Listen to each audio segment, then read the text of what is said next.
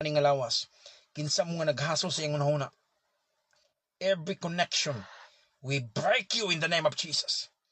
Every connection, we destroy you in the name of Jesus. And we command you out.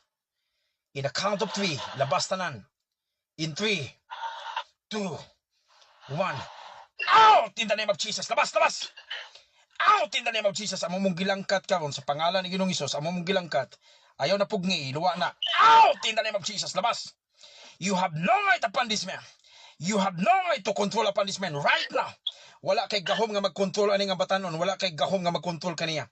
Sa inyo na addiction, tanan connection, witchcraft, hustle, barang, tanan nga atake, bisan sa iyong pamilya, we command you, leave from this family in the mighty name of Jesus. Out in the name of Jesus. Labas.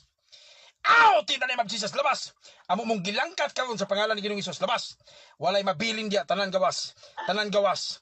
Walay mabilin dia. Lord, I command the system right now to boom it out every demons. Boom it out every sickness.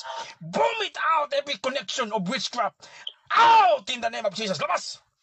Out in the name of Jesus. Gawas. Walay mabilin dia. Walay mabilin dia. Walay mabilin dia. In 3, 2, 1. Out in the name of Jesus. In the mighty name of Jesus. Labas. Lord, we declare your overhaul deliverance now. We declare your overhaul healing right now in the name of Jesus. Overhaul healing in the name of Jesus. Overhaul deliverance in the mighty name of Jesus. Walay mabilin diha.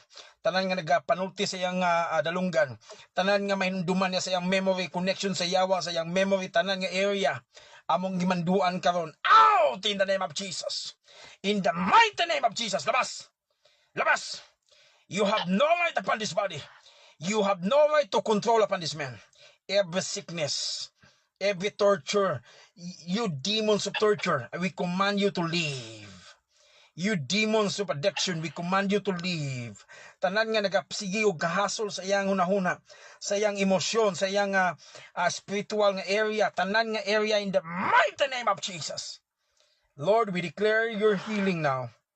We declare your total healing and deliverance Lord, sa iyang kinabuhi. This man is free.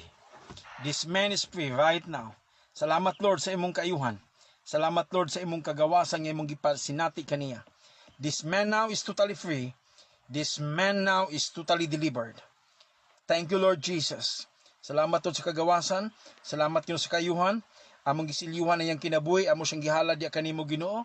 Nga din Lord, mga lagad siya kanimo faithful, mga lagad siya kanimo Lord nga tinudanay.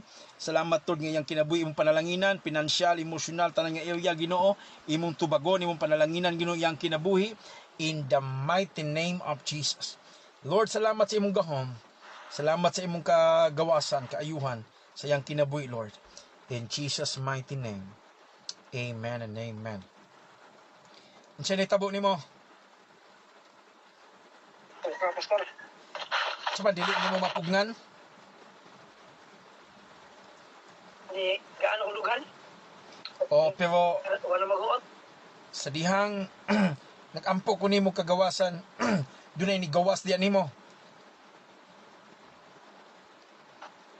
Oo, ma-feel gyud nimo nga dunay ni biya nimo. Amen. Wow. Pasalamati ang Ginoo. Daiga ang Ginoo, pasalamati ang Ginoo tungod kay dunay siya milagro nga gibuhat sa imong kinabuhi karon. Amen.